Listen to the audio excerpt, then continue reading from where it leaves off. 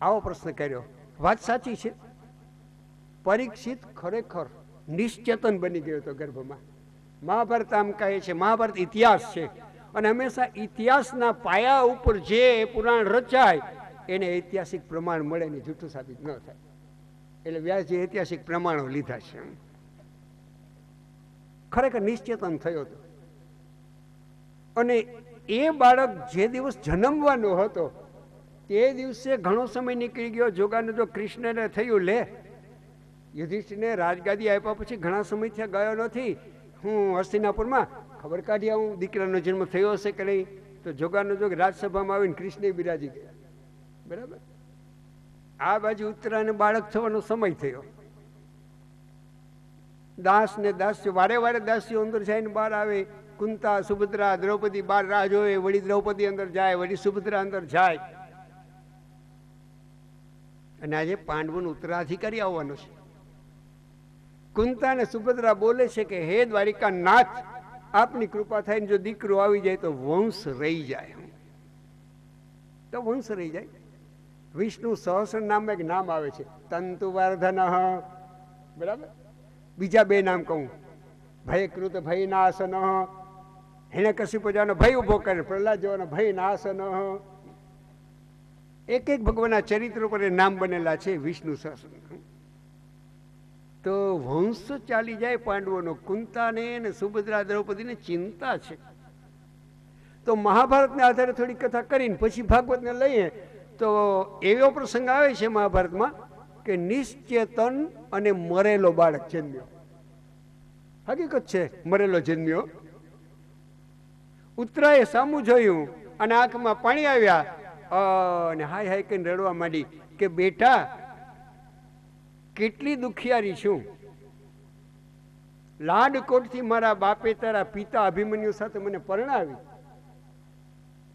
અને ભયંકર રણ મેદાનના યુદ્ધની અંદર 11-12 દિવસ ગયા અને એક જ રાતે એક જ વાર તારા બાપનું મોઢું જોયું છે અને તું મારા ઉદરમાં આવ્યો. મારે ત્યાં દીકરો થશે અને મને સુખ આપશે એ આશામાં જીવતી હતી, પણ મારી બે આશા નિષ્ફળ ગઈ અને રડવા લાગી. દ્રૌપદી અંદર ગઈ, સુભદ્રા ગઈ, કુંતા ગઈ, રડવા લાગ્યા. હવે ઈ પાંડવોના ઘરની અંદર મહેલમાં જેટલા સ્ત્રી સભ્ય હતા એમાં દ્રૌપદીમાં એક વિશેષતા હતી. કંઈક દુઃખનો પ્રસંગ આવે ને એટલે બીજી બહેનો કુંતા સુભદ્રા હાઈ હાઈ કરવા માંડે અને દ્રૌપદી હરી હરી કરે. એ ભગવાનને યાદ કરે. આટલો એની અંદર ગુણ હતો એટલે એને ભગવાનનું સ્મરણ થયું. ભગવાનનું સ્મરણ થયું એટલે દ્રૌપદી દોડતી દોડતી અંદર ગઈ અને ઉત્તરાના પડખામાં જે નિશ્ચેતન બાળક જન્મ્યું હતું એને રેશમી ગોદડીમાં લઈ અને વિચાર કર્યો, લે હરી હરી તો કરું પણ હરી જ બિરાજે છે સભામાં. આજ પાંડવોની ખબર કાઢવા માટે આવ્યા છે દ્વારિકાનાથ, ત્યાં જ જાઉં. એટલે રડતી રડતી બાળકને લઈને દ્રૌપદી સભામાં ગઈ. દ્રૌપદીના આંખમાં આંસુ આવે એટલે કૃષ્ણ જોઈ ના શક્યો. સગી બેનથી એ વિશેષ. અરે બેન, તમે કેમ રડો છો? ખરેખર સાચું બોલવું જોઈએ. ભગવાન પ્રશ્ન પૂછે એટલે કે મરેલો બાળક આવ્યો ને એટલે રડું છું. પણ દ્રૌપદી એક નક્કી કરેલું કે અમંગળ વાણી કોઈ દિન નહીં બોલું. એટલે વિવેકથી જવાબ દીધો, જુઓ ને ભાઈ, આ બાળક જન્મ્યો પણ રડતો નથી. આમ તો બાળક જન્મે એટલે રડે કે નહીં? કૃષ્ણ સમજી ગયા કેટલી ડાય છે. અમંગળવાળી નથી ઉચ્ચારતી તો એને કહી દીને અમંગળ આવવું જ ના જોઈએ. અને કૃષ્ણએ નાટક કર્યું, ક્યાં બેન જોઉં? એવાથી કોઈ દિન હોય બાળક જન્મે અને બાળાસાદ ના દે રડે નહીં. એને બતાવવા માટે દ્રૌપદી આગળ ગઈ. બાળકને આમ નમાયું, દ્રૌપદીને બાનું મળી ગયું કે ચરણમાં મૂકી દઉં. સેજ આમ નમાયું. કૃષ્ણે જમણા પગ ધર કરી અને છાતીમાં જ્યાં હૃદય હોય એ ભાગ ઉપર અંગૂઠાથી સ્પર્શ કર્યો અને ઉવા ઉવા ઉવા કરીને રડવા માંડ્યો. આ કથા મહાભારતમાં છે, માટે લખ્યું વિશે ન જીવિત પુનઃ. એટલે ભગવાને એને પુનર્જીવિત કર્યો. પણ ભાગવતજીની અંદર જુદી કથા છે. બરાબર આકાશ સ્વચ્છ થયું. મંદ મંદ મંદ સુગંધી પવન વાવા લાગ્યો. રાશિઓની અંદર ગ્રહો ને નક્ષત્રો ઉચ્ચ ઉચ્ચ સ્થાનમાં ગોઠવાઈ ગયા. સજ્જનો અને પાંડવોના ચિત્તની અંદર અતિશય પ્રસન્નતા પ્રગટ થઈ. દ્વારિકાનાથ સભામાં આવીને બિરાજેલા છે અને સાક્ષાત અતિરથી વિશ્વમાં કોઈ જેને જીતી ન શકે એવો પાંડુ રાજા ફરીને આ વંશમાં કેમ આવ્યો હોય? હવે એક દેહ દીપ્યમાન બાળક પ્રગટ થયો. પેલું એનું નામ પડ્યું વિષ્ણુ રાત. ભગવાન વિષ્ણુએ જેનું આરાત રક્ષણ કરેલું છે માટે વિષ્ણુ રાત. બરાબર. પણ રડતો નહોતો એટલે દ્રૌપદી સભામાં ગઈ. સભામાં ગઈને કૃષ્ણે ચરણથી સ્પર્શ કર્યો તો રડવા માંડ્યો. પેલા એક ચિંતા હતી કે રડતો નહોતો, અને પછી એવી મુશ્કેલી થઈ કે બધા રમાડે પણ છાનો રહેતો નથી. દિવ્ય લૌકિક કથા છે. એટલે દ્રૌપદી આમાં ઉછાળતા ઉછાળતા ઉછાળતા ઉત્તરાને આપ્યો, લ્યો આને સ્તનપાન કરાવો. પણ તોય બાળક સ્તનપાન કરતો નથી ને રડે છે. પછી દ્રૌપદી રમાડે તોય રડે, સુભદ્રા રમાડે તો રડે, કુંતા રમાડે તો રડે. અને દ્રૌપદી લઈને સભામાં ગઈ અને યુધિષ્ઠિરના ખોળામાં મૂક્યો. યુધિષ્ઠિરે માથે હાથ ફેર્યો તોય રડે. ભીમભાઈના ખોળામાં મૂક્યો. અર્જુન, સહદેવ ને નકુલ. પછી ભગવાન કૃષ્ણના ખોળામાં મૂક્યો અને મુખારવીને જોઈને બાળક શાંત થઈ ગયો. શા માટે? એક એક પુરુષના ખોળામાં જઈને પરીક્ષા કરતો હતો કે માના ઉદરમાં દર્શન દીધા એ જ મારા નારાયણ છે કે બીજો છે, નકર એનું મોઢું નથી જવું. પરીક્ષા કરતો હતો એટલે બીજું નામ પડ્યું પરીક્ષિત. અને કૃષ્ણના ખોળામાં આવ્યો અને મુખારવીને છે, બસ એ જ આ પ્રભુ કે માના ઉદરમાં આવીને મારો જીવન સુધાર્યું. પણ બે હાથ સામે નજર કરીને તો પાછો રોવા માંડ્યો કે એમાં તો ચાર હતા ને આમાં બે કેમ? તો કૃષ્ણે આમ કર્યું, મોઢા સામું જોયું, ફરી હસવા માંડ્યો, બસ બેન હવે આને લઈ જાઓ. દ્રૌપદી લઈ ગયા. કેટલી અલૌકિક પરીક્ષિતના જન્મની કથા છે. એ છે પરીક્ષિતના જન્મની કથા. યુધિષ્ઠિર મહારાજે ભૂમિને ગાયોના દાન કર્યા અને વેદ શાસ્ત્રો અને જ્યોતિષના નિષ્ણાત બ્રાહ્મણોને બોલાવ્યા અને બ્રાહ્મણને હાથ જોડી અને વિનંતી કરી કે મારા પરીક્ષિત એનો જરાક જોશ જોશો. દાસીઓને અમૂલ્ય હાર આપી દીધા, વધાઈ આપી. એટલે એક જ્યોતિષના નિષ્ણાત બ્રાહ્મણ બોલવા માંડ્યો કે જુઓ રાજન, તમારે ઘેરે કોઈ સાધારણ આત્મા નથી જન્મ્યો, પૂર્વજન્મનો યોગી છે.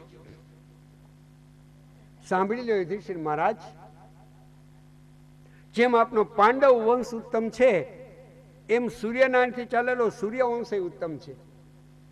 આ સૂર્યવંશની અંદર એક ઇક્ષ્વાકુ નામના રાજા જન્મ્યા હતા જે બ્રાહ્મણના ભક્ત હતા. એ ઇક્ષ્વાકુ જેવો બ્રાહ્મણ ભક્ત થશે, રામ જેવો સત્ય પ્રતિજ્ઞા પાડવા વાળો થશે, શિબી રાજા જેવો દાતાર થશે જેણે એક હોલાને બચાવવા માટે હોલાના ભારોભાર માંસ જોખવા માટે શરીરને સાફ કરી નાખ્યું. શિબી જેવો થશે. અને દુષ્યંતના દીકરા અને શકુંતલાના દીકરા ભરત જેવો થશે. શકુંતલાનો દીકરો ભરત કેવો પરાક્રમી હતો. કણવ ઋષિના આશ્રમમાં એ ભરતનો જન્મ થયો. કવિ કાલિદાસે શાકુંતલ નાટક લખ્યું છે ને,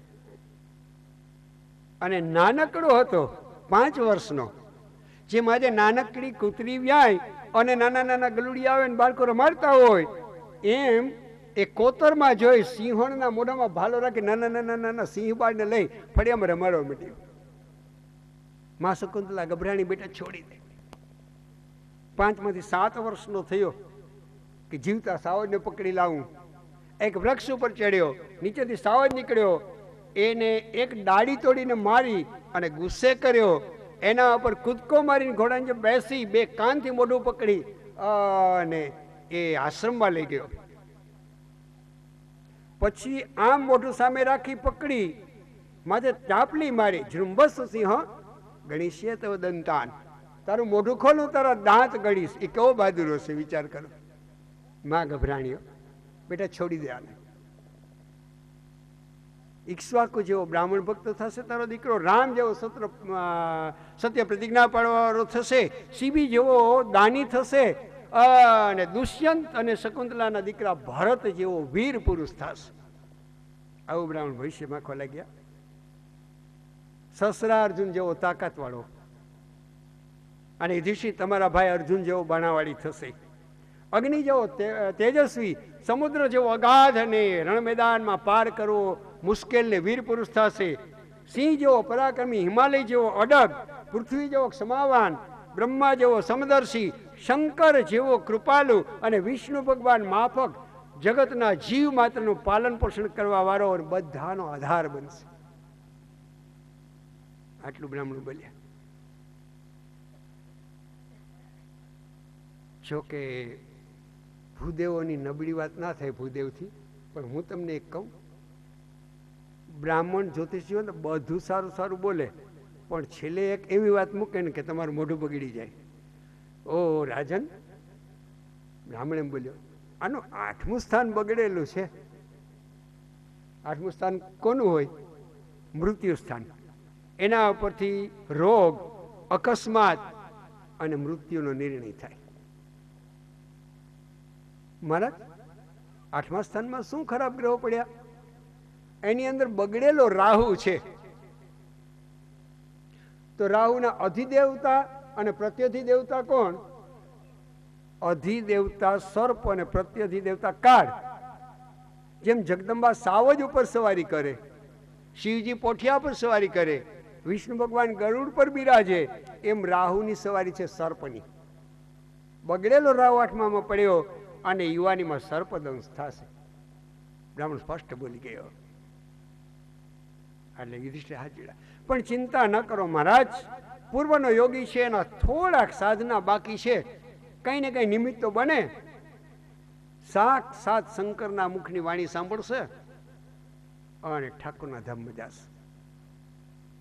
આટલું ભવિષ્ય કથન કર્યું. અને પરીક્ષિતના જન્મની કથા આવી 12મા અધ્યાયમાં. 13મા ને 14મા અધ્યાયમાં દિવ્ય અલૌકિક કથા આવે છે. મહાભારતનું 18 દિવસના યુદ્ધ, નક્કી લડી જ લેવું, આવા નિર્ણય ઉપર બે પક્ષ આવી ગયા. વિદુરજીને આ ગમ્યું નહીં. તમને એક કહું, મહાભારતની અંદર બ્રહ્મચારી અને ઉત્તમ વ્યક્તિત્વ વાળી કોઈ વ્યક્તિ હોય તો ભીષ્મ. પછી એક પ્રશ્ન પૂછું, વીરતામાં કોણ વધે? તો આપણે એક એવા બોલી જાય કે અર્જુન. પણ યાદ રાખજો, કર્ણને અર્જુન ના પહોંચે. કર્ણને જરાસંઘ પહોંચ્યો નહોતો. સૂર્યપુત્ર હતો, નવો બહાદુર હતો. પછી એક ત્રીજો પ્રશ્ન, મહાભારતમાં બધાથી બુદ્ધિશાળી, વિવેકી અને સાત્વિક વ્યક્તિ કોણ? વિદુર. એ મહાભારતના યુદ્ધને ટાળવા માટે વિદુરે પૂરા પ્રયાસ કરી લીધા, પણ યુદ્ધ અનિવાર્ય બન્યું અને સમાધાન શક્ય ન બન્યું. એટલે વિદુરે વિચાર કર્યો કે હવે હસ્તિનાપુરમાં રહેવું એ પાપના પોટલા બાંધવા જેવું છે. નીકળી ગયા. ભીષ્મ જેવી પવિત્ર વ્યક્તિ હસ્તિનાપુરનો ત્યાગ કરીને નીકળી શકીને વિદુર નીકળી ગયા. વિચાર કરો વિદુરનું પાત્ર કેવું હશે. 36 વર્ષ સુધી એને યાત્રા કરી કે જવું જ નથી, અને આ બાજુ બધું પૂરું થઈ ગયું. 18 દિવસનું યુદ્ધ પૂરું થયું. છેલ્લે દુર્યોધન મર્યો, યુધિષ્ઠિરને રાજગાદી મળી. પછી થયું કે હવે હસ્તિનાપુરમાં જાઉં. એટલે યાત્રા કરવા માટે નીકળેલા વિદુર હસ્તિનાપુરની બારોબાર જ્યાં દૂર દૂર ગંગા વહે છે ને કિનારે સ્નાન કર્યું. યુધિષ્ઠિર મહારાજને એના સમાચાર મળ્યા. એટલે કાકા યાત્રા કરીને આવે એનું સ્વાગત કરવા માટે ગયા.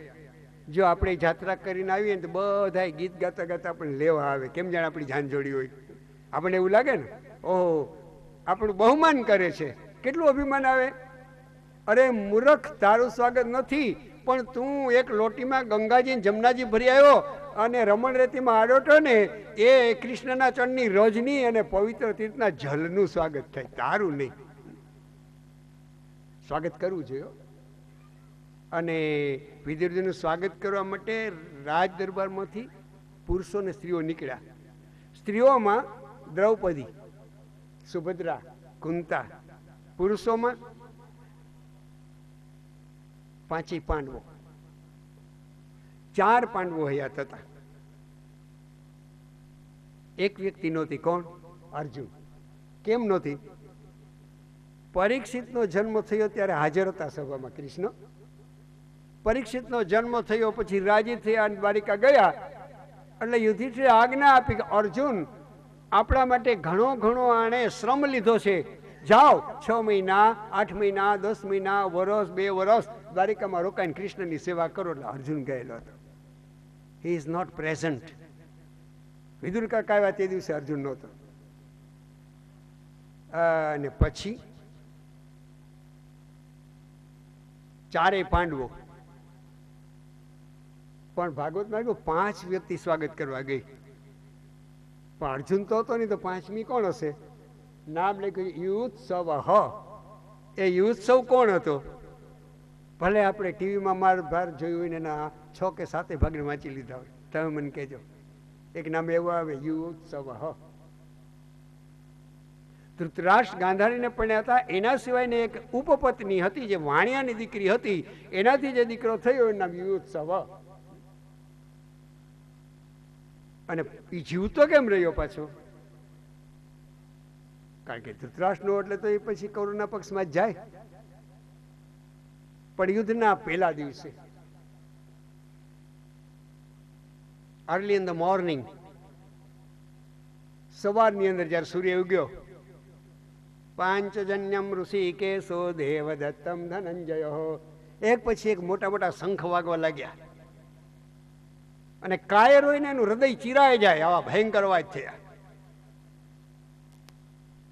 ત્યારે યુધિષ્ઠિર પોતાના સેનામાંથી નીકળી અને શત્રુની સેના તરફ આગળ વધવા માંડ્યા. એટલે શત્રુ આમ સાવધ થઈ ગયા શસ્ત્ર લઈને. એટલે ભીષ્મ કે ખબરદાર, એ વડીલોને ને ગુરુ દ્રોણને વંદન કરવા આવે છે. અને વંદન કર્યા. પછી 2 સેનાની વચ્ચે ઉભા રહી 2 બાજુ યુધિષ્ઠિર હાથ જોડ્યા. જુઓ ભાઈ, દુર્યોધનના કેવા પ્રમાણે જુગારમાં હાર્યા પછી અમોએ શરત પૂરી કરી છે. 12 વર્ષનો વનવાસી પૂરું કર્યો, 1 વર્ષનો અજ્ઞાતવાસ પૂરું કર્યું. હવે નીતિ અને ન્યાય માટે દુર્યોધન લડે છે. એવું જો કોઈને મારા પક્ષમાંથી લાગતું હોય અને દુર્યોધનના પક્ષમાં જવું હોય તો તમને હું સમય આપું છું. અને પાંડવો નીતિ માટે લડે છે એવું લાગતું હોય ને દુર્યોધનના પક્ષમાંથી કોઈને મારા પક્ષમાં આવવું હોય તો પણ સમય આપું છું. એટલે દુર્યોધનના પક્ષમાંથી ધૃતરાષ્ટ્રની બીજી પત્નીનો દીકરો યુત્સવ મારતે ઘોડે પાંડવોના પક્ષમાં આવી ગયો અને બચી ગયો. એ આજ વિદુર કાકાનું સ્વાગત કરવા જાય છે. જો પાત્રનો પરિચય આપવો હોય તો આટલો અપાય, હકીકત છે. અને વિદુર કાકાનું સ્વાગત કરી અને પાંડવો વંદન કર્યા. યુધિષ્ઠિર ચરણમાં મસ્તક મૂકીને પોકે પોકે રડવા માંડ્યો. એટલે વિદુરે પૂછ્યું, કાકા આપ આ સભાની અંદર બિરાજતા હોત ને, મને લાગે અનર્થ ન થાય. સાક્ષાત ભગવાનના ભક્ત છો, કોઈ દિન આવી દુર્ઘટના બને જ નહીં.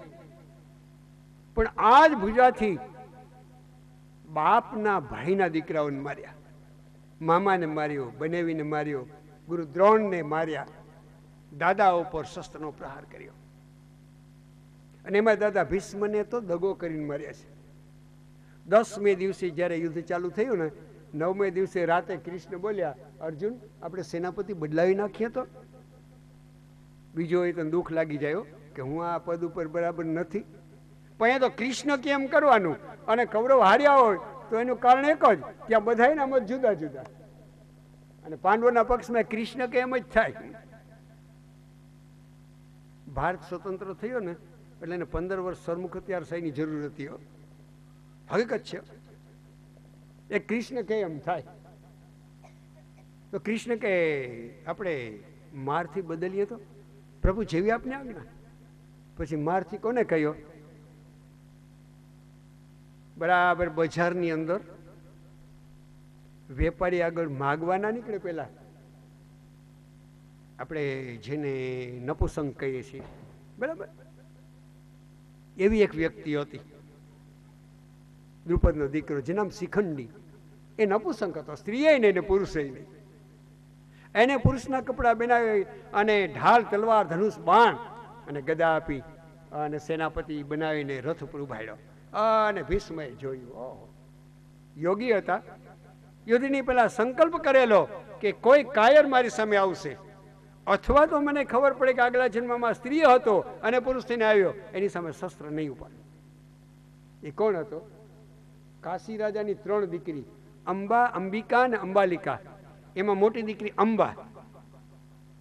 એ ત્રણેયનું અપહરણ કરી અને વિચિત્ર વીર્યના લગ્ન માટે ભીષ્મ લાવ્યા હતા. ત્યારે મોટી દીકરી અંબા બોલી કે મહારાજ, હું તો સાલ્વને મન વચનથી વરી ચૂક્યો, અમે બે એકાંતમાં ભગવાનને સાક્ષી રાખી લગ્ન કરી લીધા. ભીષ્મે છોડી દીધી. પછી બાપુજીએ સ્વીકારી નહીં અને સાલ્વએ સ્વીકારી નહીં. પરશુરામના આશ્રમમાં ગઈ. પરશુરામ કે તપ કરો, આ જન્મમાં વૈર નહીં શકો. એકવાર તો પરશુરામ ભીષ્મ આગળ ગયા, પણ યુદ્ધમાં હાર જીતનો નિર્ણય ન થયો. પછી કે બેટા અંબા, હવે તમે તપ કરો. એને તપ કર્યું અને દ્રુપદના યજ્ઞની અંદર નપુસક થઈને જન્મ્યો. એના સામે ભીષ્મની નજર પડ્યો. ઓહ, પૂર્વજન્મની સ્ત્રીને કાયર, અને બાણ મૂકી દીધા. પછી કૃષ્ણ શું બોલ્યા? આ શિખંડીની પાછળ છુપાઈને બાણ માર. અરે દાદા, આવું અનીતિનું યુદ્ધ હું લડું? સાંભળી લે, નીતિ કોને કહેવાય ને અનીતિ કોને કહેવાય, ધર્મ કોને કહેવાય. ધર્મની વ્યાખ્યા સૂક્ષ્મ છે, તને ખબર ન પડે. એ વાણીનો વિલાસ નથી ધર્મ. સાંભળ યુધિષ્ઠિર, અધર્મી લોકો ધર્મનો નાશ કરવા માટે થઈ અને ઉદ્યમ કરતા હોય તો ધર્મને બચાવવા માટે શું કરવું જોઈએ? કે ધર્મને બચાવવા માટે અધાર્મિક માણસોને મારવા જોઈએ. દાદાએ કોનો પક્ષ કર્યો છે? કે પાપીઓનો. અને પછી તું બાણ મૂકી દે ને એની સામે બાણ ન લે અને આપણે મારી નાખે, રાજગાદી કોને મળશે? યુધિષ્ઠિરને. જગતમાં પ્રજાને કેટલી પીડા થશે એવો પાપી રાજા મળે તો. એટલા માટે કહું છું કે ભલે દાદો હોય તીર માર. દાદાને કેમ શસ્ત્ર મારું? કૃષ્ણ કૃષ્ણ છે. સાંભળ, તું એને ધાર્મિક પુરુષ માને છે, તું એને પવિત્ર માને છે, તું એને ઉત્તમ માને છે, અને તારી આ પત્ની દ્રૌપદીના વસ્ત્ર દુશાસન ખેંચતો હતો ત્યારે ખોડો પાથરીને એ જ દાદાની સામે પગમાં પડી હતી ને દાદાએ કેમ એને બચાવી નહીં? અને અર્જુનને ગુસ્સો આવી ગયો. શિખંડીની પાછળ છુપાઈને બાણ માર્યા. નહીં મેં બાણા શિખંડી નસ્યો. તુરત જ પેલા ભીષ્મ કે શિખંડીના બાણ નથી, આ અર્જુનના બાણ છે. જ્યારે નાગણ બચ્ચાને જન્મ આપે ત્યારે એ બચ્ચા જ નાગણને ડંખ આપે. નાગણ સમજી જાય કે મારા બચ્ચાનો ડંખ છે આટલો ઝેરી અને આટલી અગ્નિ થયો ડંખ બીજા કોઈનો ના હોય, મારા છે ને ઓળખું છું કે આ બાણ અર્જુનના છે. પણ કાયરની પાછળ છુપાઈને બાણ મારે, હું શસ્ત્ર હાથમાં નહીં લઉં. 2 આંગળ જેટલી જગ્યા શરીરમાં નથી એટલા બાણથી વીંધી નાખ્યા. અને 10મે દિવસે સાંજે કૃષ્ણ કનૈયા લાલ કી.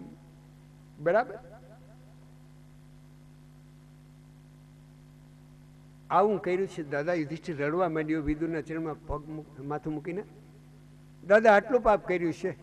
કાકા વિદુર આટલું પાપ કર્યું છે. દાદા ભીષ્મને માર્યા, જેની આગળથી બાણ વિદ્યા શીખ્યા એ ગુરુ દ્રોણને માર્યા, અને ગુરુ દ્રોણના દીકરા અશ્વસ્થામાનું અપમાન કર્યું, અને બનેવી જેવા બનેવી દુસલાના પતિ જયદ્રથને માર્યો, અને કાકા મોટા બાપાના દીકરાઓ પાંડવોને માર્યા. કયા સુખનું આ રાજ ભોગવું? લોહીની અંદર ડૂબાડી અને કોઈ સારી એવી ભોગ ભોગવવાની વસ્તુ આપે તો સગા અને કુટુંબના લોહીથી ખરડાયેલી વસ્તુ આપણે ભોગવવાનું મન થાય ખરું? આ પરિસ્થિતિ છે કાકા. ત્યારે વિદુર બોલા, યદ ભાવે તદ ભવતું. યુધિષ્ઠિર, ભાવિમાં લખેલું એ બને જ. આ યુદ્ધને ટાળવા માટે મેં 2 વાર ધૃતરાષ્ટ્રને સમજાવ્યો. ભગવાન કૃષ્ણએ 2 વાર સભામાં આવીને બધાને સમજાવ્યા, પણ પાપી દુર્યોધને અપમાન કર્યું એટલે યુદ્ધ થવાનું જ હતું.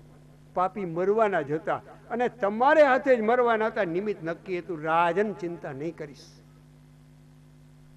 અને પ્રેમથી રાજ કરો. કાકાને વંદન કરીને પાંડવો પોતાના મહેલમાં ગયા. બરાબર મધ્યરાત્રિ થઈ અને વિદુરને પોતાનો ભાઈ ધૃતરાષ્ટ્ર યાદ આવ્યો. જે ભાઈ પોતાના આ દુઃખી ભાઈનું હિત ન કરે એ ભાઈ નથી. ભાઈની ભાઈ પ્રત્યેની કઈ ફરજ છે એ બરાબર પાઠ ભણવો હોય તો રામાયણમાં રામ અને ભરતને વાંચી જવા. ચિત્રકૂટ ઉપર ભરત ગયો, ચરણમાં વંદન કરે, ભાઈ આ અવધ આપની છે. નહીં ભરત, પિતાએ તને રાજ આપ્યું છે. ભાઈ હું આપના પુત્ર બરાબર છું, નાનો ભાઈ છું, ધરતીના પતિ આપ છો, એ ધરતીના હું દીકરો છું અને પુત્ર પતિ થવા જાય તો ધરતી રસાતાળ જાય. રામ આપ રાજ ભોગવો. આ મારું નથી તમારું છે, મારું નથી તમારું છે. એનું નામ રામાયણ. અને કૌરવ કે મારું છે, પાંડવો કે મારું છે, એનું નામ મહાભારત. આટલું અંતર છે. એટલે કહ્યું વિદુરે કે મારો ભાઈ મનમાં થયું, ધૃતરાષ્ટ્ર શું કરતો સાંજડો. પાંડવો કાકા વિદુર આગળથી પોતાના મહેલમાં નીકળી ગયા અને મધ્યરાત્રિથી 12 વાગ્યા એને ધૃતરાષ્ટ્ર યાદ આવ્યો અને ધૃતરાષ્ટ્ર મહેલમાં ગયા. આ જ વખતે ધૃતરાષ્ટ્રની પરિસ્થિતિ એવી હતી કે રાતે એને ઊંઘ નથી આવતી અને ગાંધારીના ખોળામાં માથું નાખીને રડતો હતો. એવામાં વિદુર આવ્યો અને દાસીએ કીધું, ખમા મહારાજ, કાકા વિદુર આવ્યા. એટલે તો પોકે પોકે રડવા માંડ્યો ને ધૃતરાષ્ટ્ર ઉભો થયો. વિદુર નજીક ગયો એટલે વિદુરના ચરણોમાં મસ્તક નમાવ્યું, વિદુરને આસન આપ્યું અને વિદુરના ખોળામાં માથું નાખી અને ધૃતરાષ્ટ્ર રોવા માંડ્યો. ભાઈ, તારે રોકાઈ જવાની જરૂર હતી. તું ગયો ને પછી નખો જ નીકળી ગયો. 100 દીકરાનો બાપ હતો ને મારો એક પણ ના રહ્યો. અને 5 પાંડવો જીવતા રહી ગયા. બરાબર યુદ્ધ પૂરું થયું ને પછી યુધિષ્ઠિર મહારાજને કૃષ્ણે આજ્ઞા આપી કે જો કેટલા મરેલા પડ્યા છે રાજન, ધૃતરાષ્ટ્રના 100 દીકરા મર્યા છે, એ 100 મસ્તક ગોતી લો. એની પત્નીઓ આવીને માગશે કે પતિના મસ્તકનું દર્શન કરું તો આપણે શું બતાવશું? અને રાજન જાઓ ગાંધારીને અહીં કુરુક્ષેત્રના મેદાનમાં પધરાવો. ધૃતરાષ્ટ્ર ને ગાંધારી કુરુક્ષેત્રના મેદાનમાં આવ્યા. 100 દીકરાના મસ્તક સામે મૂક્યા. 100ની પત્નીઓને બોલાવવામાં આવી. માં, યુધિષ્ઠિરને કહ્યું, જાઓ જરા માની ક્ષમા પ્રાર્થના માગો. યુધિષ્ઠિર નજીક ગયો. ગાંધારી એટલા ગુસ્સામાં હતા, પાટો બાંધેલો હતો આંખે, પણ નીચેથી સેજ નજર બહાર નીકળી જતી હતી. યુધિષ્ઠિરના 2 પગના 10 આંગળાના નખ ઉપર પડીને શ્યામ શ્યામ બનવા માંડ્યા અને એમાં વેદના પ્રગટ થઈ. યુધિષ્ઠિર ખસી ગયો. કૃષ્ણને કહ્યું.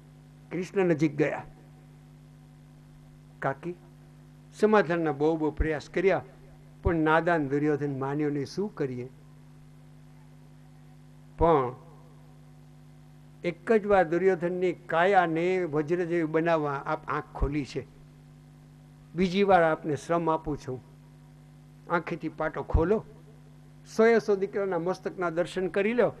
જે જેના પતિનું મસ્તક તમારી પુત્રવધૂને આપી દો. અને ગાંધારીએ પાટો ખોલ્યો. 100 દીકરાના મસ્તક જોયા અને 100 દીકરાની વહુ જેમ કોઈ ટીટોડીના ઈંડા લઈ જાય આવું લખ્યું છે. અને ટીટોડી કલબલાટ કરે એવી રીતે હયા ફાટ રુદન કરતી હતી. એ જોઈ અને ગાંધારીનું હૃદય ચીરાવા લાગ્યું અને કૃષ્ણની સામે આંગળી ચીંધીને બોલી કે કૃષ્ણ, બોલો કાકીમાં, તારા જ કપટને પાપથી આ બન્યું છે. 100 માં દીકરાની માં હતી અને એકેય જીવતો નથી. એટલી મારા તેમાં વેદના થાય. જાત અને સાપ આપું તારા યદુકુળમાં. કૃષ્ણ કનૈયા લાલ કી. એક પણ નહીં બચે. બચ્યો એ કઈ ગાંધારીનો સાપ હતો. એક વજ્રનાભને ભગવાને બચાવ્યો ચોથી પેઢી. અને આ જ વિદુરના ખોળામાં આ માથું નાખીને ધૃતરાષ્ટ્ર કહે છે મારો એકેય બચ્યો નહીં, કયું સુખ લઈને જીવું? ત્યારે વિદુર શું બોલ્યા? ભાઈ પર થોડો ગુસ્સો આવ્યો, અને ભાઈ ભૂલ કરતો હોય અને એના હિતની વાત કહેવા માટે જો ભાઈ એની સામે ગુસ્સો કરી અને સાચી વાત કડક શબ્દોમાં ના કહે તો એ ભાઈ નથી, હકીકત છે. શું કહું ધૃતરાષ્ટ્ર, તારી દાઢી સફેદ થઈ ને તારા માથાના વાળ બધા સફેદ થયા. રામાયણમાં કથા આવે ને કે દશરથે અરીસો લીધો ને કાનના મૂળમાં 2 સફેદ વાળ જોયા ને નક્કી કર્યું દીકરાને રાજગાદી આપી દેવી જોઈએ. અને આપણે આખી છાપરી સફેદ થઈ ગઈ, તેજોરીની ચાવી દીકરાને આપવાનું મન ન થાય, અને સાસુજીએ તેજોરીની ચાવી દીકરાની વહુને ન આપી. હકીકત છે. તું આંધળો છો, 2 આંખે આંધળો છો, જોઈ શકતો નથી. બાકી તારી સામે અરીસો આપું તો તને ખબર પડે કે તું કેટલો ઘરડો થયો, તારું મોઢું કેટલું ઘરડું લાગે. તને એમ નથી થતું કે મારા આત્માના કલ્યાણ માટે હવે કઈ તપશ્ચર્યા કરું? અને અહીં પડ્યો છો રાજમહેલમાં, કેમ ગમે છે તને? જો ને ભાઈ, આ પાંડવો સગા બાપ પાંડુની સેવા કરે ને એમ જ મને બાપ માનીને સેવા કરે છે. રોજ જે સારી સારી રસોઈ બને, 56 ભોગ બને, એ ઉત્તમ ઉત્તમ મને એના ગાંધારીને ખવડાવે ને પછી ખાય છે. તો ધૂળ પડી ત્યારે એ વૈભવમાં ખોરાકમાં વિદુર કે જેના દીકરા ભીમને તે ઝેરના લાડુ ખવડાવ્યા અને એને ઘરે તને ખાંડના લાડુ ખાવા ભાવે, આ તારી કેટલી મૂર્ખતા કહેવાય. આ ઘરનો તારે ત્યાગ કરી દેવો જોઈએ. એ તો યુધિષ્ઠિરના કહેવામાં પેલો ભીમ છે, બાકી તને ક્યાંનો પૂરો કરી નાખ્યો હોય. ભીમને દુર્યોધન અને આંધળો બાપો 2 પ્રત્યે બહુ દાજ હતી. ધૃતરાષ્ટ્ર જ્યારે નાનપણમાં દુર્યોધન અને ભીમ બાખડતા, ભીમના વજ્રનું પડખું દુર્યોધનને લાગે ત્યારે દુર્યોધન માનતો લોખંડ જેવી આની કાયા છે અને આવો હું બની જાઉં, લોખંડના પૂતળાને મુઠ્ઠી મારી મારીને તોડવાની મારી પ્રેક્ટિસ થાય અને અભ્યાસ સફળ થાય તો જ હું ભીમને મારી શકું. એટલે ભીમ જેવડી નક્કર આખી લોખંડની એક મૂર્તિ બનાવી હતી દુર્યોધને, અને આ મુઠ્ઠી વાળી અને રોજ મારે ને પ્રયાસ કરે, જેને આપણે પ્રેક્ટિસ ઓફ બોક્સિંગ કહીએ અત્યારની ભાષામાં, આવો રોજ પ્રયાસ કરતો હતો. અને એ જ મૂર્તિ યુદ્ધ પૂરું થયા પછી દુર્યોધનનો જે તંબુ હતો ને યુદ્ધમાં રાતે પડવાનો, એમાંથી નીકળી અને કૃષ્ણએ એ મૂર્તિને લઈ લીધી. અને યુદ્ધ પૂરું થયા પછી ધૃતરાષ્ટ્રે કહ્યું, ધૃતરાષ્ટ્ર, હા હવે તો પાંડવો જ મારા દીકરા છે, લ્યો એને ભેટું. તો કે લ્યો આ તમારો સહદેવ. એને ભેટ્યા, આશીર્વાદ આપ્યા. પછી નકુળને ભેટ્યા, પછી અર્જુનને ભેટ્યા, પછી 4થા નંબરમાં ક્રમ નીચેથી લીધો ને તો ભીમનો આવતો હતો. ક્યાં મારો વાલો ભીમ? ધૃતરાષ્ટ્રને હતો કે બાથમાં લઈ અને એના ચૂરે ચૂરા કરી નાખું. આટલી દાજ હતી આંધળા ધૃતરાષ્ટ્રને કે જરા બહુ ખાધું નહીં એટલે આરામમાં છે, હમણાં લઈ જાઉં, લ્યો મોટા યુધિષ્ઠિરને ભેટો. અને યુધિષ્ઠિરને ભેટી પડ્યા. પછી ભીમની લોખંડની નક્કર મૂર્તિ હતી, ત્યાં આગળ કૃષ્ણ લઈ ગયા, લ્યો આપનો ભીમ. અને એવી બાથ ભીડી કે લોખંડની મૂર્તિના કુરચા બોલી ગયા. એ આંધળાના 2 બાહુમાં કેટલું તાકાત હશે વિચાર કરો. એટલે વિદુર કે મૂર્ખ, તારા કુરચે કુરચા બોલાવી દે. એ સમજે છે તને ભીમ પ્રત્યે કેટલું વેર હતું. એટલે ભીમ તને જીવતો ન મૂકે, પણ એ ધર્મ અને શાસ્ત્રની મર્યાદામાં રહેવા વાળા છે. મોટા ભાઈ યુધિષ્ઠિરની આજ્ઞામાં છે એટલે તને કંઈ કરતો નથી. અને જેના દીકરા ભીમને તે ઝેરના લાડુ આપ્યા, એના ઘરમાં મિષ્ટાન તને ભાવે છે, તું મૂર્ખ કહેવા. મને તો એમ લાગે છે તારું અધઃપતન થવાનું છે, તું નર્કમાં પડીશ. જિંદગીના થોડાક વર્ષ બચ્યાનો સદુપયોગ કરી લે અને પરમાત્માનું ધ્યાન ધારી લે. ક્યાં જાઉં ભાઈ? તારી તૈયારી ખરી તો હું લઈ જાઉં. વિદુર કે આંધળો છું. તારો ભાઈ એક બે આંખે દેખતો વિદુર જીવે છે, તારી પત્ની ગાંધારી જીવે છે. અને ધૃતરાષ્ટ્ર ઊભો થયો. રાતના 12 વાગે. આગળ વિદુર અને પાછળ પતિવ્રતા નારી ગાંધારી. પણ શ્લોક વાંચો તો એમાં ગાંધારી માટે શું લખ્યું? સુબલસ્ય પુત્રી હિ. આવું શ્લોકમાં લખ્યું છે. સુબલ રાજા જેવા પવિત્ર રાજાની દીકરી હતી એટલે આવી પતિવ્રતા નારી બની, એમ કહેવા માટે સુબલના નામને આગળ કરી છે. એની દીકરી હતી. દીકરીઓ ઘણીવાર મા બાપના નામને ઉજાડે. અને ચાલતે ચાલતે છેક હિમાલયની તળેટીમાં સપ્ત સ્રોત તીર્થ, જેને મારી જ ગંગા કહેવાય, જેનું ત્રીજું નામ અત્રિ ગંગા છે. અને જ્યાં મા સતી અનુસૂયાના પ્રાર્થનાથી એના પતિ વૃદ્ધ બન્યા, એટલે સપ્તર્ષિઓના આશ્રમમાંથી 7 પ્રવાહમાં ગંગાજી વહે છે, એટલે એનું નામ છે સપ્ત સ્રોત તીર્થ. ત્યાં લઈ ગયા ઝૂંપડીવાળી. એમાં ધૃતરાષ્ટ્રને રોજ આસન, પ્રાણાયામ, ધારણા, ધ્યાન, સમાધિ અને પરમાત્માના ચિંતન માટે થઈ અને વિદુર ઉપદેશ આપે છે. આ બાજુ સવાર પડ્યું ને પાંડવોનો નિયમ હતો કે વડીલોને પગે લાગવું. માતૃદેવો ભવ, પિતૃદેવો ભવ, આચાર્ય દેવો ભવ, અતિથિ દેવો ભવ. અતિથિ કોને કહેવાય? દીકરીના લગ્ન હોય, જાન આવવાની હોય, તેથી આપણે સગાવાલાને જે કંકોત્રી લખી અને આવે ને એને અતિથિ ના કહેવાય. એને ઇન્વાઇટિંગ ગેસ્ટ કહેવાય. આમંત્રણ આપેલું છે, આવવાના છે, આપણે નક્કી ખબર છે. પણ જેની આવવાની તિથિ નક્કી ન હોય અને ખાઈ લીધું, વાસણ ઉટકી લીધા ને ઓચિંતો ટપકી પડે અને ફરીથી રસોઈ બનીને જમાડવો પડે ને એને અતિથિ કહેવાય. એમાં કંટાળો ન લેવાય. અતિથિ દેવો ભવ અને અતિથિ કહેવાય. આ બધા નિયમનું પાંડવો પાલન કરે છે. એટલે ઉઠી અને કુંતાને પગે લાગ્યા. માતૃદેવો ભવ, માય તો માં જ છે. અને એક વાત યાદ રાખજો કે દુનિયામાં કોઈ દિન માં થવાની નથી.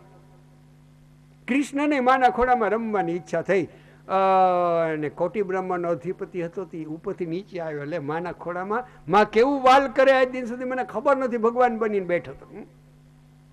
આ નીચે આવ્યો. એ માં છે. કુંતા જેવી માં ન ભૂતો ન ભવિષ્યથી. ભીમભાઈને ઝેરના લાડુ ખવડાવ્યા દુર્યોધને. નાગલોકમાં ધક્કો મારી દીધો. 6 મહિના નીકળી ગયા અને વર્ષમાં કેટલાક મહિના બાકી રહ્યા. યુધિષ્ઠિરે વિદ્વાનોને પૂછ્યું. વિદ્વાન કે ભાઈ, કોઈ વ્યક્તિ મૃત્યુ પામે અને વર્ષની શ્રાદ્ધ ન થાય તો એ પ્રેત બને, પણ જીવતો હશે તો આપણને મળી જાય ત્યારે જાતકર્મ સંસ્કાર પાછા કરી લેવા, પણ પ્રેતપણામાં પડે તો આપણને કેટલું દુઃખ થાય. એકવાર એનું શ્રાદ્ધ કરી નાખવું જોઈએ. વિચાર કરો. હકીકત છે. It is history. કોઈ પણ વાત તમને મનની બનાવેલી નહીં કહું. અને વિધિ વિધાન થયું. બ્રાહ્મણ ભોજનનો પ્રસંગ હસ્તિનાપુરમાં ચાલતો અને બરાબર નગરમાં બ્રાહ્મણ ભોજનનો પ્રસંગ ચાલે. બ્રાહ્મણો આવે ને જમીને તૃપ્ત થઈને જાય. એવાની અંદર નાગલોકમાંથી ભીમભાઈ આવ્યા ને કેટલાય મહિના નીકળી ગયા. દાઢીની વાળ વધી ગયા ને હાથમાં કમંડળ. ધોતીભાઈ અસલ બ્રાહ્મણ જેવું લાગે. એનું નામ બ્રાહ્મણ કહેવાય. મારા જો હાડકા દેખાતા હોય ને એને બ્રાહ્મણ ના કહેવાય. જો હું ઉપેન્દ્રભાઈ આ છોકરા જોઈ લો તમે. અને બરાબર પ્રવેશ કર્યો. એટલે કોકને પૂછ્યું આટલો બધો મોટો ઉત્સવ કે ભીમભાઈનો દાડો થઈ ગયો, આજે બ્રાહ્મણ ભોજન છે. ભીમને હસવું આવ્યું. આવે કે ના આવે વિચાર કરી દો. પોતાનો દાડો ને પોતાને કાને સાંભળે. દેશી ભાષામાં કહી તો ભીમભાઈ નક્કી કર્યું મારા હું જ ખાઈ લઉં આજ, ચિંતા નહીં. અને બ્રાહ્મણની નાતમાં ભીમભાઈ બેસી ગયા. પછી તમે કહેજો લાડુ પૂરા પડે કે નહીં? ના જ પડે ને. રસોઈયા જઈને યુધિષ્ઠિર આગળ હાથ જોડ્યા.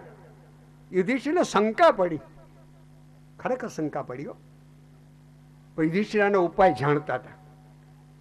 તરત ગયા રાજમહેલમાં. માં કુંતા, બોલ બેટા એક લાડુ બનાવો ઝડપથી.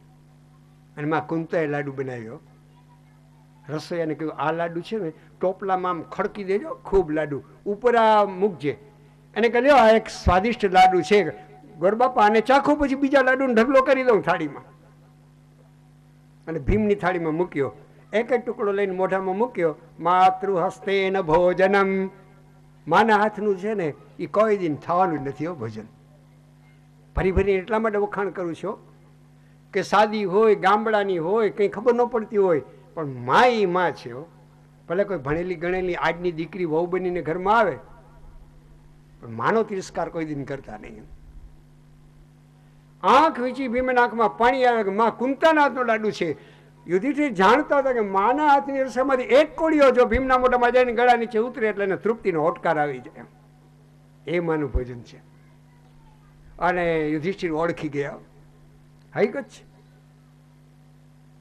એટલે યુધિષ્ઠિર કાયમ માને પેલું વંદન કરતા. શાસ્ત્રમાં એટલા માટે લખ્યું છે, પહેલું પગથિયું માતૃદેવો ભવ. પેલા માને વંદન શાસ્ત્રે કીધા છે, બાપનો બીજો નંબર આવે છે.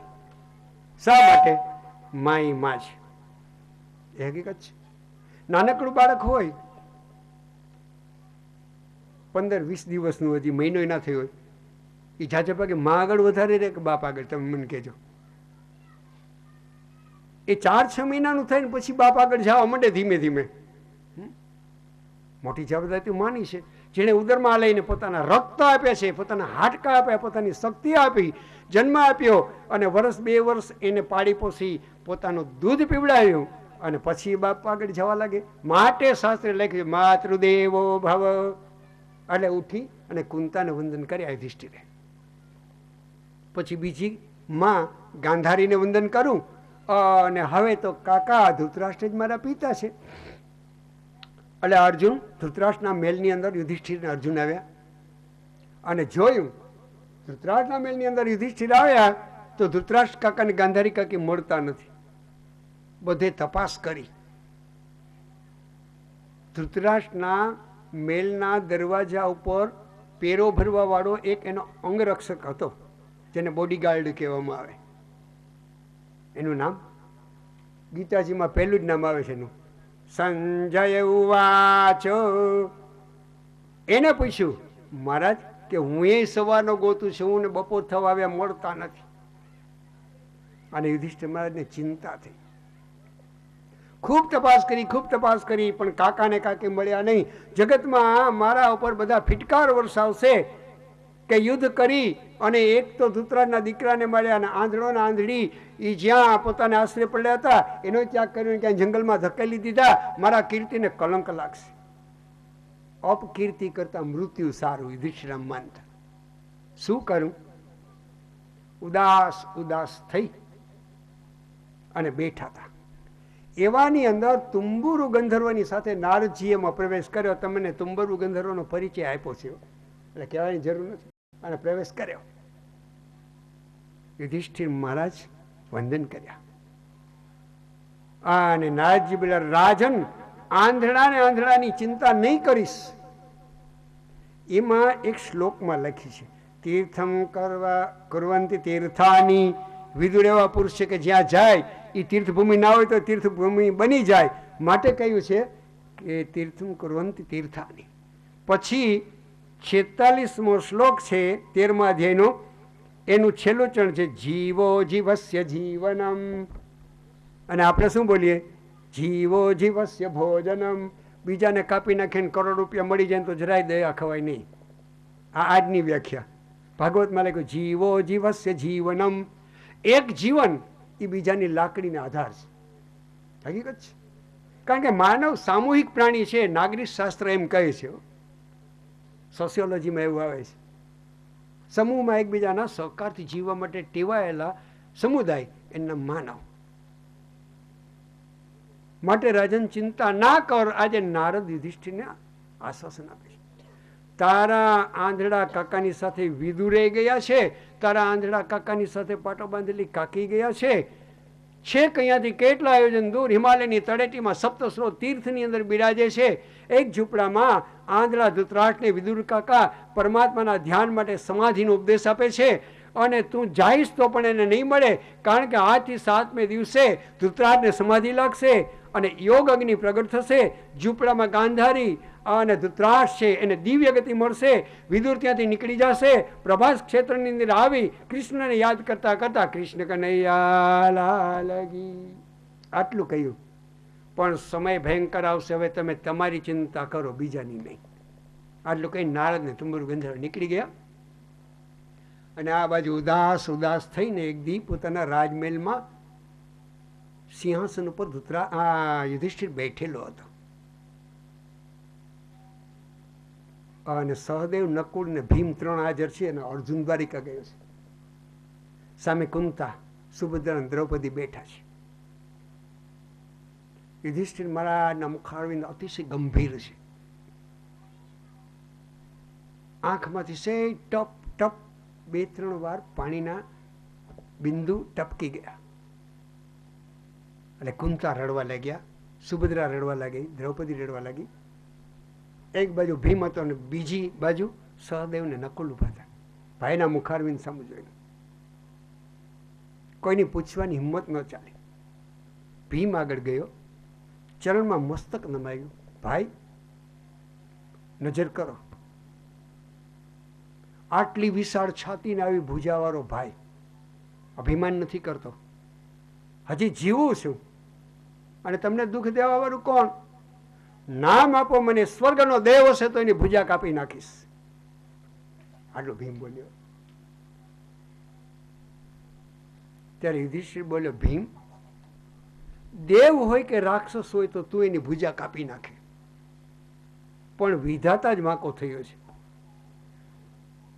ચરણ પકડ્યા ભીમે. આવું કેમ બોલો છો ભાઈ? સાંભળી લે ભીમ, જ્યારે જ્યારે આ મારા મહેલની અંદર આરામ કરવા બેસું ને, એટલે સામે નાનકડું એક સરોવર રાખ્યું છે. એમાંથી હંસ, ચાતક, મોર ને બપૈયા અવાજ કરે. સામે વૃક્ષ પર બેસીને કોયલ ટવકા કરે. અને હમણાં જોઉં છું કે મેલ ઉપર બેસીને રોજ બપોરે હોલો કંઈક અપવિત્ર શબ્દો બહાર કાઢે છે. આવી યુધિષ્ઠિર બોલે. હમણાં રાત્રે ચીબરી અને ઘુવડો મેલ ઉપર બેસીને કંઈક અવાજ કરે છે. સાયંકાલે કાગડાઓ સામે બેસી અને કંઈક અપવિત્ર વાણી સંભળાવે છે. ભીમ, કેટલા દિવસો થા હું અનુભવ કરું છું. મારી ડાબી ભુજા, ડાબી સાથળ અને ડાબી આંખ ફરક્યા કરે છે. ભીમ, જ્યારે જ્યારે મારા મેલમાંથી બહાર નીકળીને રાજસભામાં જવા માટે રથમાં બેસવા જતો હોઉં ને, ત્યારે ગાય માતા પ્રસન્ન પ્રસન્ન મુખ રાખી જમણી બાજુ ઉતરતા. હમણાં કેટલાય દિવસ ત્યાં જોઉં છું કે રડતે રડતે ગાયમાં ડાબી બાજુ ઉતરે છે. સાંભળ ભીમ, આવા બધા ચિહ્નો જોઈને હું અકળાયો. શું થવાનું હશે? આટલા અપશુકન થાય છે. મને ગભરાય અને હું બહાર ગયો. લે કે દેવ મંદિરે જઈને દેવતાની મૂર્તિના દર્શન કરું. અપશુકન થાય ને એટલે દેવતાઓને ઉપર અભિષેક કરાય, જપ કરાય અને એના દર્શન કરાય. એક મંદિરમાં જઈને જોયું તો 2 આંખમાંથી ટપ ટપ ટપ દેવની મૂર્તિની આંખમાંથી પાણી પડતા હતા અને થરથર ધ્રુજતી મેં જોઈ. ગભરાઈને બહાર નીકળી ગયો. પછી ગંગા કિનારે ચાલતે ચાલતે ચાલતે સાગર સુધી ગયો. જ્યાં ગંગા સાગરને મળે ત્યાં દર્શન કરી લો, મારા અપશુકન ટળી જાય. જોયું તો સાગરમાં મોટા મોટા મોજા ઉછેડતા હતા. ભીમ મેં ધોળે દિવસે નજરે જોયું. ધોળે દિવસે તારા દેખાય નહીં, પણ સ્પષ્ટ મેં ઉલ્કાને ખરતી જોઈ. ભીમ, સાંભળી લે. હજુ આગળ તને એક કથા કહું. આપણા રાજ દરબારમાં કેટલાક દિવસો પહેલા એક ફરિયાદ આવી કે હા ભાઈ. શું ફરિયાદ આવી? એક બ્રાહ્મણે વાણિયાભાઈને મકાન વેચ્યું. વાણિયાભાઈ શેઠજીએ એને પાડીને નવું બનાવવું હતું એટલે પાડી નાખ્યું અને મજૂરો પાયા ખોદતા હતા. એમાંથી એક ચાંદીનું મોટું દેગડું નીકળ્યું અને એમાં સોનાના સિક્કા ભરેલા. શેઠજીએ વિચાર કર્યો કે આ બ્રાહ્મણનું મકાન છે ને કોઈ બાપ દાદા એમાં મૂકેલો હશે, મારાથી આ ધન લેવાય ખરું. એટલે દેગડું લઈને બ્રાહ્મણ આગળ ગયો. શેઠ, લેવા મહારાજ, આપની ભૂમિ ખોદતા હતા ને, એમાંથી નીકળ્યું આપના બાપ દાદાએ મૂકેલો હશે. બ્રાહ્મણ કેટલો નીતિવાન કે ભાઈ મારા હકનું હોય તો મને મળી ગયું હોય, પણ મકાન વેચ્યું, ઉપલો હુમલો વેચ્યો, એની સાથે નીચેની જમીન તને વેચીશ. હવે માંથી નીકળે તારું કહેવાય. ઓલો કે મારું નથી અને બ્રાહ્મણ કે મારું નથી. આપણને શું લાગે? બે મૂર્ખા કહેવાય ને પેલા તો વાત જ બહાર ન કરાય. હકીકત છે. આ રાજ હતું યુધિષ્ઠિર મહારાજનું. વિચાર કરો, સમયે સમયે વરસાદ વરસે, બ્રાહ્મણો વેદનો અભ્યાસ કરે અને નદીઓની અંદર અમૃત જેવા નીર વહે, ગાયો અમૃત જેવું દૂધ આપે અને બાપ જીવતા દીકરો મરે નહીં, ધરતી અન્ન આપે, પર્વતો રત્ન આપે અને સાગર હીરા માણેકને મોતી આપે. કેવું રાજ્ય હશે? વિચાર કરો યુધિષ્ઠિરનું. તો પ્રજા એટલી નીતિવાન હોય. બ્રાહ્મણ કે મારું ન થાય, વાણિયાભાઈ કે મારું ન થાય. પછી એ દેગડું લઈ અને બે ગયા સભામાં. યુધિષ્ઠિર કે યાદ કર ભીમ, તને ખબર છે બે આવ્યા હતા દેગડું લઈને? હા ભાઈ. બ્રાહ્મણ કે મારું ન થાય, વાણિયાભાઈ કે મારું ન થાય. એને લઈને આપણે આપણા ભંડારમાં મૂક્યા. વિદ્વાન બ્રાહ્મણોને પૂછીને નિર્ણય લેશું આપણે કે આ જેના હકનું થાય એને આપી દઈએ, અથવા શાસ્ત્રમાંથી કાંઈ નિર્ણય નહીં મળે તો બંનેને વેચી દેશું. આવું નક્કી કરીને રાખ્યું ને તો હમણાં થોડાક દિવસ ત્યાં બે ધક્કા ખાય. બ્રાહ્મણ કે મારું થાય ને વાણિયો કે મારું થાય. તને એમ નથી લાગતું ભીમ કે આપણા સીમાડામાં ક્યાંક કલિયુગ પહોંચી ગયો? આટલું યુધિષ્ઠિર બોલ્યા. કેટલી સુંદર કથા છે, વિચાર કરો. આપણા સીમાડામાં ને આપણી હદમાં કલયુગે પ્રવેશ કર્યો એવું નથી લાગતું? અરે ભીમ, એ તો ઠીક છે, પણ મોત આવી ગયું હશે નજીક, કેવા અપશકન થાય, શું દુર્ઘટના બનવાની હશે? ભીમ, તું મને એ કહે, દેવતાના હાથને ભુજા કાપવાથી આપણું કાર્ય નહીં સરે. અને ભીમ રડવા માંડ્યો. ત્યારે યુધિષ્ઠિર પોતાના આસન ઉપર બેઠા બેઠા આંખ ચોરતા ચોરતા બોલ્યા, સપ્તાધુના ગતા, હા સપ્તાધુના ગતા. આજ અર્જુન કૃષ્ણની સેવા કરવા દ્વારિકા ગયો, 7 મહિના નીકળી ગયા. જો અર્જુન સભામાં હાજર હોય તો કંઈ પણ ઉપાય આપણને મળી જાય.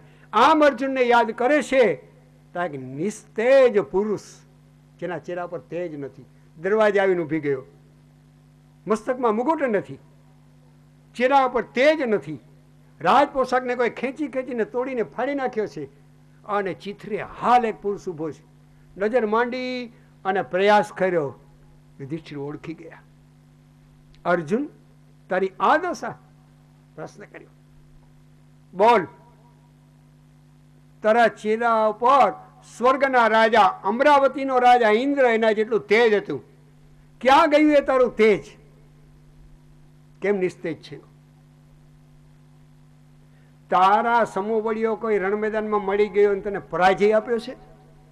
નહીંતર આટલું તારા તેજ નાશ ના પામે. શરણે આવેલાનું રક્ષણ કરવાની અંદર તું નિષ્ફળ ગયો છો. અતિથિને ભોજન કરાવ્યું વિના જમી લીધું છે. શું જવાબ આપે? એક એક પ્રશ્ન યુધિષ્ઠિર પૂછવા લાગ્યા. મારો અર્જુન આવું કરી જ ન શકે, પણ કેમ નિસ્તેજ થયો? અરે સાંભળ અર્જુન, કોઈ અપવિત્ર સ્ત્રીના તે સ્પર્શ કર્યો છે? ધર્મની મર્યાદાનો ત્યાગ કર્યો છે?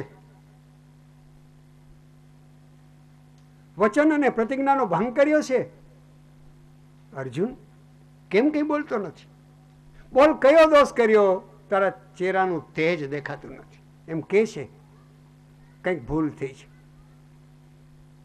અર્જુન સાંભળ, દ્વારિકા તારું સસરું છે, તું સુભદ્રાને પરિણાવ ને. અને યાદવો બહુ મસ્કરા છે, મસ્કરી કરવાની ટેવ છે. કોઈએ તારી એવી ભયંકર મસ્કરી કરી અને તને દુભાવ્યો છે? એક પછી એક પ્રશ્ન પૂછ્યા યુધિષ્ઠિર. અરે અર્જુન, મારા પ્રિય ભાઈ, કેમ બોલતો નથી? સાંભળ, દ્વારિકામાં તો બધા આનંદમાં છે ને. ભગવાનના દીકરાઓના નામ લીધા. ગદ, સારણો, વજ્રનાભ, પ્રદ્યુમ્ન, અનિરુદ્ધ. તોય અર્જુન બોલતો નથી. અરે અર્જુન, દેવકી, રોહિણી સાતે માતાઓ તો આનંદમાં છે ને, તોય અર્જુન કઈ બોલ્યો નહીં.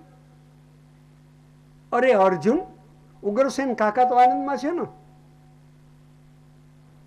અર્જુન,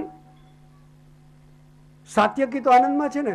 સોફલ્ક, અક્રૂર, પ્રસેનજીત, કૃતવર્મા, શતધન્વા એ તો આનંદમાં છે ને, યાદવનું નામ છે. કેમ બોલતો નથી અર્જુન? વસુદેવ કૃષ્ણના પિતા તો આનંદમાં છે ને. અર્જુન દાઉજી તો આનંદમાં છે ને. અર્જુન દ્વારિકા નાથ તો સુધર્મા સભામાં આનંદથી બિરાજે છે ને. દ્વારિકાનાથના નામ બોલ્યા ને યુધિષ્ઠિર, અને બે આંખમાંથી શ્રાવણ ને ભાદરવો પડવા માંડ્યા. વંચિતો હમ મહારાજ હરિણા બંધુરૂપિણા યેન મે પવૃતમ તેજો દેવ વિસ્માપનમ મહા.